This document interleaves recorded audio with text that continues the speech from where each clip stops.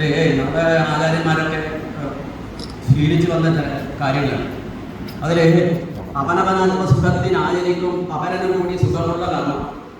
അവന് ഓരോരുത്തരുടെ ആത്മസുഖത്തിന് വേണ്ടി മാത്രം ചെയ്യുന്ന ഒരു പ്രവൃത്തി മനുഷ്യനെ നല്ലതിലേക്ക് നയിക്കാൻ, നമ്മുടെ ബോധതലം ശുദ്ധീകരിക്കാൻ, അത് ആത്മശുദ്ധി. അതിനോടനുബന്ധിച്ച് നമ്മുടെ ശരീരശാസ്ത്രത്തെ കുറിച്ച്, പഞ്ചഭൂതാത്മകമായിരിക്കുന്ന നമ്മുടെ ശരീരത്തിൻ്റെ ഓരോ ഘടനയെക്കുറിച്ചും ഇതൊക്കെ വളരെ പ്രതിപാദിച്ചു കൊണ്ടാണ് നമ്മുടെ തെയ്യത്തിൻ്റെ ഓരോ ഘടനയിലും മുമ്പോട്ട് പോകും. പിന്നെ തെയ്യത്തിൽ അടങ്ങിയിരിക്കുന്ന ഏറ്റവും ഉദാത്തമായ ഒരു കാര്യം എന്ന് പറഞ്ഞാൽ ഇതിൻ്റെ പിറകിലുള്ള സയൻസാണ്.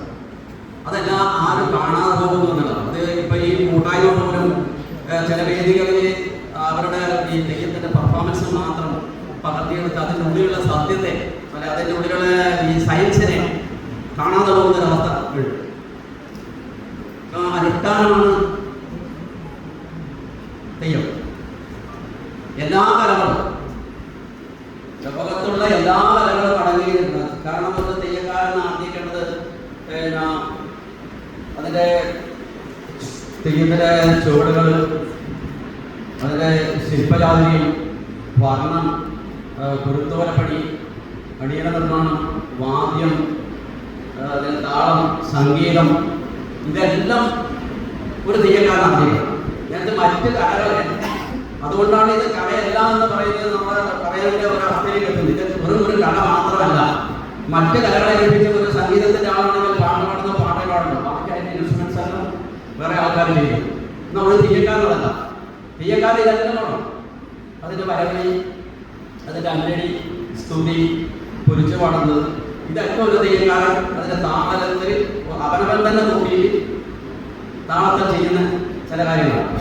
അപ്പം ഇതിൻ്റെ പിറകിലുള്ള സയൻസ് എന്ന് പറഞ്ഞാൽ ഇപ്പം നമ്മൾ ഓരോ വേദികളിലും ഓരോ അനുഷ്ഠാനമായിട്ട് ചെയ്യുന്ന, ഇപ്പം നമ്മൾ ഗുരുസി കൂട്ടുന്നത്, ഈ ഗുരുസിയിൽ അവിടെ ഒരു പ്രകൃതി ഒരു പരിവർത്തനം നടത്തുന്നുണ്ട്. ചുണ്ണാമ്പും മഞ്ഞപ്പൊടി ചെയ്യുന്ന സമയത്ത് ഉണ്ടാകുന്ന ഒരു രാസപ്രവർത്തനം, അതിൽ നമ്മൾ കണ്ണിൽ കാണാത്ത ഒരുപാട് ബാക്ടീരിയകൾ, നമുക്ക് ദോഷം ചെയ്യുന്ന ബാക്ടീരിയകൾ അത് നശിക്കും. അതുകൊണ്ട് നമുക്ക് ഒരു നല്ലൊരു പോസിറ്റീവ് എനർജി ആ പ്രദേശത്തുണ്ടാകുന്ന ആൾക്കാർക്ക് എല്ലാവരും ഉണ്ട്. അതുപോലെ തന്നെയാണ് തെയ്യവേദികൾ. തെയ്യവേദികളിലൂടെ നമ്മൾ സങ്കുചിത മനോഭാവത്തോടുകൂടെ മാത്രമല്ല, നമുക്ക് അത്തരമൊരു നമ്മൾ തെയ്യത്തിൻ്റെ ഒരു സ്റ്റേജിലേക്ക് ആ പ്ലാറ്റ്ഫോമിലേക്ക് എത്തുമ്പോഴാണ് നമ്മൾ നിത്യേന കാണുന്നവരെല്ലാം കാണുന്നത്. നമ്മൾ പല രൂപങ്ങളെയും കാണുന്നു. വ്യത്യസ്തമായ ഭാവങ്ങൾ, അത് വ്യത്യസ്തമായ അനുഭവങ്ങളുള്ളവരെയൊക്കെ കണ്ട് അവരുമായിട്ട് നമ്മൾ ഷെയർ ചെയ്യുന്ന സമയത്ത് ഒരു മനുഷ്യൻ്റെ ശാരീരികവും മാനസികമായ ഒരു ഉത്തേജനത്തിന് അത്തരം വേദികൾ കൂടി നമ്മുടെ തെയ്യത്തിൻ്റെ പ്ലാറ്റ്ഫോമിലുണ്ട്.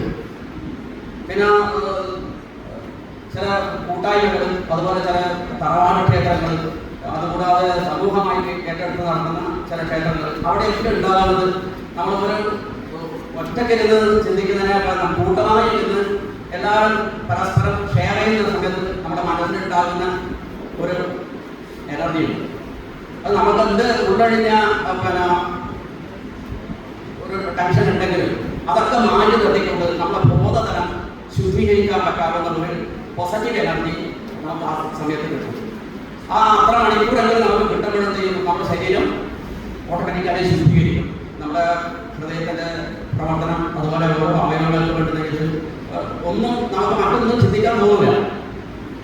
അപ്പം അങ്ങനെയുള്ള ഒരു സയൻസ് നമ്മുടെ ഈ തെയ്യം വേദികളിൽ നടന്നുകൊണ്ടിരിക്കുന്നത്. അത് നമ്മൾ ആരും അറിയാതെ പോകുന്നു എന്നുള്ളതാണ്.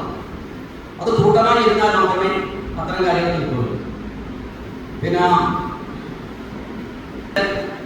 ദൈവിക വശത്തേക്ക് വെക്കാം. യഥാർത്ഥത്തിൽ ഒരു തെയ്യക്കാരൻ ബാലകാലം മുതൽ ആരംഭിക്കാൻ മാത്രമേ ഒരു തെയ്യക്കാരനെ യഥാർത്ഥത്തിൽ തെയ്യക്കാരനാവാൻ സാധിക്കും.